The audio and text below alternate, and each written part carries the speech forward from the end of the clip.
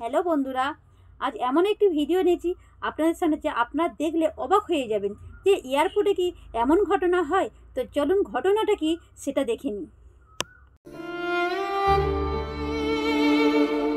এটা তো বাংলাদেশের বাইরে যদি না তো তাহলে আমার কোনো কমপ্লেন ছিল না, কিন্তু আমি তো ভিতরে নিয়ে গেছি। বিমানবন্দর থেকে লাগেজ হারানোর পর এভাবেই কান্নায় ভেঙে পড়েন নড়াইলের বাসিন্দা রাকিব। লাগেজে ছিল 7 লাখ, যার লাগেজে 7 লাখ টাকা চেক আছে, এয়ারপোর্ট থেকে চুরি হয়ে গেছে, সে কি কাঁদবে না তো হাসবে? টাকার চেক ও মূল্যবান জিনিসপত্র। মুহূর্তেই মলিন হয়ে যায় তার হাসিমাখা মুখ। ভাইরাল হয় সামাজিক যোগাযোগ চারিদিকে যেন অন্ধকার। 7 লাখ টাকা মাধ্যমে। এই ঘটনার সময় ও ঘটনার পরবর্তী বিমানবন্দরের পুলিশদের অনেক ধন্যবাদ। ওনারা খুব তাড়াতাড়ি সিসি ক্যামেরা চেক করে লাগেজটা উদ্ধার করে দিয়েছিল। সময়ের সিসিটিভি ফুটেজ বিশ্লেষণ করে 24 ঘন্টার মধ্যে লাগেজটি উদ্ধার করে বিমানবন্দর আর্ম পুলিশ। পরে সেটি তুলে দেওয়া হয় রাকিবের হাতে। মূল্যবান জিনিসপত্র পেয়ে খুশি এই। আমি ট্রলিটা নিয়ে আসি, ট্রলিটা আইনে তারপর আমি দেখতে গেছি গুগল। তো কিভাবে ব্যাগটা চুরি হয়ে গেছে চলুন বন্ধুরা ওনার মুখ থেকে শুনিনি। এরকম ভাবে দেখতে গেলে ব্যাগটা আমার, আমি পিছনে তাকাই এরকম দেখি যে আমার ব্যাগ নেই। পরে আমি স্যারদের আসি, স্যারে বললাম, পরে বললো কি ঠিক আছে আমি দেখছি। ইউটিউব দেয় ফুটেজ দেয়, তারপরে যায় আমার সাথে যায় ওই ব্যাগ দিয়ে, তারপরে ওনার টেলিফোন দেয়, সেইভাবে ব্যাগগুলো নিয়ে আসে। তারপরে আমি তো আমার মাঝে সব বুঝে পাই স্যার, তার উনি সাইন করে, ওই স্যার সাইন করে তারপরে দেয় আমাকে তুমি। বিমানবন্দরের পুলিশ কি জানাচ্ছে সেটাও তো শুনবই। আর এটা কি বিশ্বাস করা যায় যে দুটো ব্যাগ পাশাপাশি থাকলে কোনটি আমার ব্যাগ একেবারেই চিনতে পারবো না? এটা কি আসলে রাকিবের লাগেজটি চুরি হয়নি, ভুলে অন্য একজন তার লাগেজটি ভুল তো মানুষ মাত্রই করে, কিন্তু এটা কি ধরনের ভুল? নিয়ে যায় এবং নিজের লাগেজটি রেখে যায়। আলোকে বলি যে স্যার আমার সাথে যেরকম ঘটেছে এরকম যেন আর কেউ সাথে না ঘটে।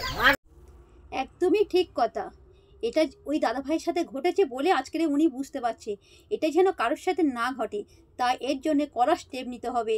তো এতক্ষণ ভিডিও করলাম, দাদা ভাইয়ের নামটা বলা হয়নি। তো চলুন দাদা ভাইয়ের নামটা শুনিনি। দাদা ভাইয়ের নাম ছিল মোহাম্মদ রাকিব। উনি 13 বছর বাইরে ছিলেন। 13 বছর বাইরে থাকার পরে যখন নিজের গ্রামে আসছিল তখনই এয়ারপোর্টে এই ঘটনাটা ঘটেছিল। ঘটে কেন যে সে বিপদে তো আমার মতো বিপদে না পড়ে। আলহামদুলিল্লাহ ভাই, আলহামদুলিল্লাহ, অনেক ভালো লাগছে। উনি লাগেজটা পাওয়ার পরে যে কতটা খুশি বলে বোঝাতে পারবো না। চলুন দেখিনি উনি কতটা খুশি। আপনাদের দোয়া ইনশাল্লাহ, আপনাকে ধন্যবাদ। এই লাগেজটার জন্য আমি কাঁদছিলাম, লাগেজ দুটো পেয়েছি, স্যারকে সকলকে ধন্যবাদ। এবার বলেন আপনার সব জিনিসপত্র ঠিক আছে? সব পাইছি, খালাস ইনশাল্লাহ পাইছি সব কিছু, কোনো সমস্যা নেই আলহামদুলিল্লাহ। আপনাকে দোয়া পেয়ে গেছি ব্যাগ। এয়ারপোর্ট আর্ম পুলিশের সহযোগিতায় আমার ব্যাগ ফিরে পেয়েছি, যার ভিতরে 7.5 লক্ষ টাকার জিনিসপত্র ছিল। অনেক খুশি, আপনাদের দোয়া করে আল্লাহ ভালো রাখুক। আসসালামু আলাইকুম। ফিরে পেয়েছি, যার ভিতরে 7.5 লক্ষ টাকার জিনিসপত্র ছিল। অনেক খুশি, আপনাদের দোয়া করে আল্লাহ ভালো রাখুক। রাকিবের এই হাসিমাখা মুখটি দেখলেই বোঝা যায় রাকিব কতটা খুশি। 4 বছর পর বৃহস্পতিবার দেশে আসেন রাকিব, কিন্তু দেশে আসার পর হজরত শাহজালাল আন্তর্জাতিক বিমানবন্দরে লাগেজ বেল্ট থেকে অন্য এক যাত্রী তার ব্যাগটি নিয়ে চলে যান। লাগেজের ভেতর 7টি চেক ছিল, তাতে বাংলাদেশি টাকায় দাঁড়ায় 7.5 লাখ টাকা, যা ছিল রাকিবের প্রবাস জীবনের একমাত্র সম্বল। অতঃপর বিমানবন্দরে দিশেহারা রাকিবের একমাত্র ভরসা তখন বিমানবন্দর আর্ম পুলিশ ব্যাটালিয়ন এপিবিএন। রাকিবের অভিযোগের ভিত্তিতে বিমানবন্দর আর্ম পুলিশ ব্যাটালিয়ন পুরো বিমানবন্দরের সিসি ক্যামেরা বিশ্লেষণ করে, যেখানে দেখা যায় রাকিবের লাগেজ নিয়ে যাচ্ছেন অন্য একজন যাত্রী। সেই যাত্রীকে দ্রুততার সাথে খুঁজে বের করে বৃহস্পতিবার রাতেই সেই যাত্রীর স্বজনদের বিমানবন্দরে আসতে বলা হয়। অতঃপর শুক্রবার দুপুরে বিমানবন্দর আর্ম পুলিশ ব্যাটালিয়নের অফিসে তৈরি হয় এক আবেগঘন পরিবেশ, যেখানে রাকিবের খুশি যেন ধরে রাখা যাচ্ছিল না। বারবার তিনি এপিবিএন কর্মকর্তাদের ধন্যবাদ দিচ্ছিলেন আর বলছিলেন তিনি স্বপ্নেও ভাবেননি সব কিছু আবার ফিরে পাবেন।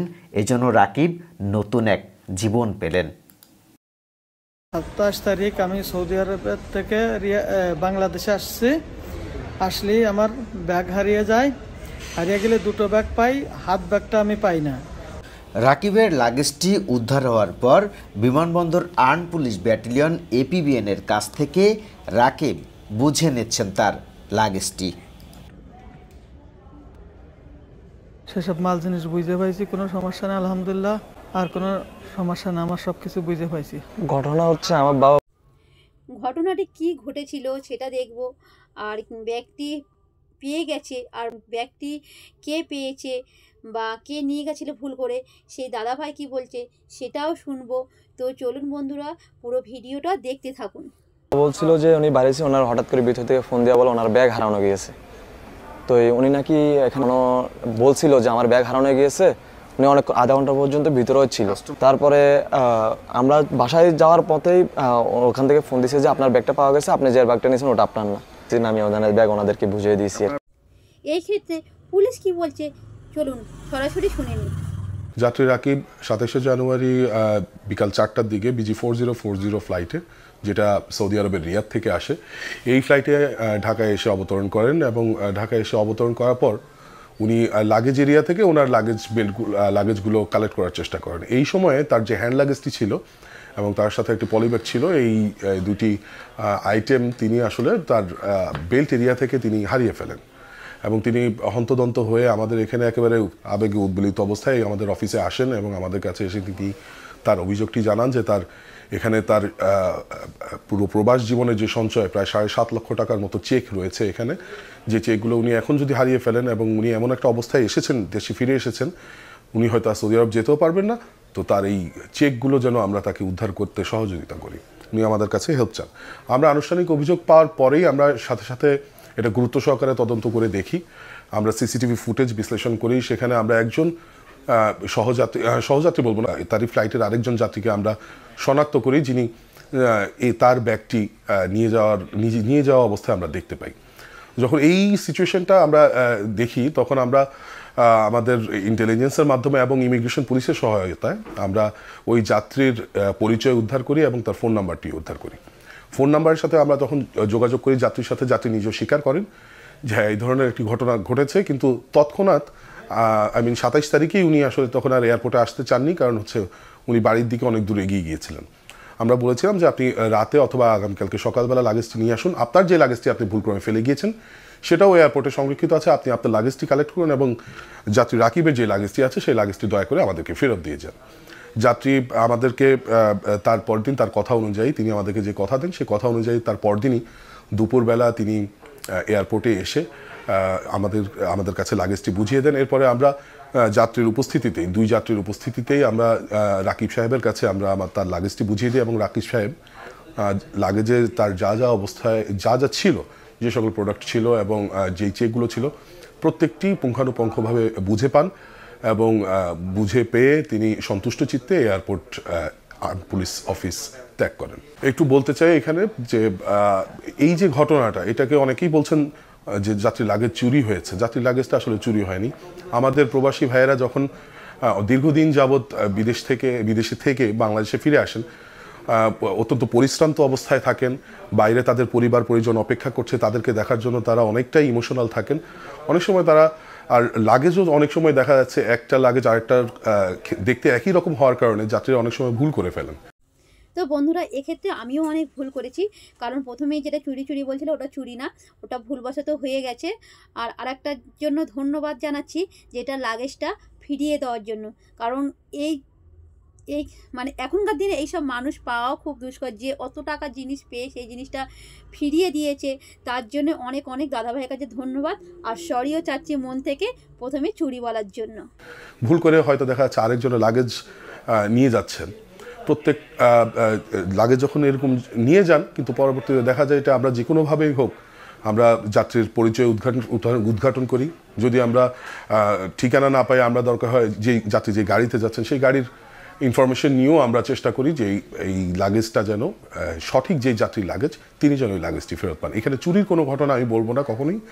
প্রবাসীরা টায়ার্ড থাকেন, লম্বা ফ্লাইটের পরে টায়ার্ড থাকেন এবং তাদের যেই ইমোশনাল একটা অবস্থায় থাকেন, সেই অবস্থার কারণেই দেখা যাচ্ছে যে অনেক সময় হয়তো ওনারা একজন আরেকজনের লাগেজ ভুলক্রমে নিয়ে যেতে থাকেন। তো যাই হোক, আমরা অত্যন্ত আনন্দিত যে যাত্রী রাকিবের যে কান্না সারা দেশবাসীকে উদ্বেলিত করেছিল। সবাই আবেগাক্রান্ত ছিলেন যাত্রী রাকিবের এই ঘটনাটা শুনে, কিন্তু আমরা আপনাদেরকে আশ্বস্ত করছি তার পরের দিনই 24 ঘন্টা পার না হওয়ার আগেই যাত্রী রাকিবের এই লাগেজটি কিন্তু উদ্ধার করা হয়েছে এবং তার কাছে বুঝিয়ে দেওয়া হয়েছে। অবশেষে রাকিব ভাই তার লাগেজ পেয়ে গেছে আর খুব খুশি মনে বাড়ি ফিরছে। আর বাড়িতে গিয়ে খুব এনজয় করো।